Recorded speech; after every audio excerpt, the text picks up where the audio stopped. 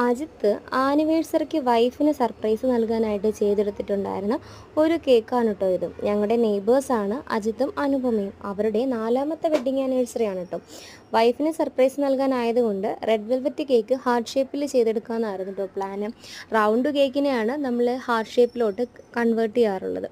കേക്കിൻ്റെ crumb coating കഴിഞ്ഞതിന് ശേഷം കേക്കിനെ മാർക്ക് ചെയ്ത് ലെവൽ ചെയ്തിട്ട് ഹാർട്ടായിട്ട് കൺവേർട്ട് ചെയ്യാറുണ്ട്. കുഞ്ഞുവാവിടെ വരവിന് ശേഷം ഇപ്പോൾ ബേക്കിംഗ് റൂമിൽ നിന്ന് ബേക്ക് ചെയ്യാറില്ല.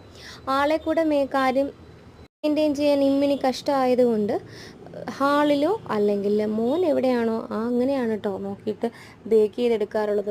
നല്ല രീതിയിൽ ക്രം കോട്ട് ചെയ്ത കേക്കിനെ മാർക്ക് ചെയ്ത് ലെവൽ ചെയ്ത് കട്ട് ചെയ്ത് ഹാർട്ട് ഷേപ്പിലോട്ട് കൊണ്ടുവരും.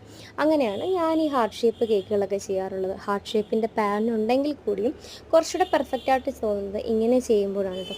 വളരെ ചെറിയ ഫോണ്ടൻറ്റിൻ്റെ ഡെക്കറേഷൻസും അതിൻ്റെ കൂടെ പേപ്പർ ടോപ്പറും കൂടെ വെച്ചിട്ടാണ് നമുക്ക് ഈ കേക്ക് കളർഫുള്ളാക്കി എടുക്കാനുള്ളത്.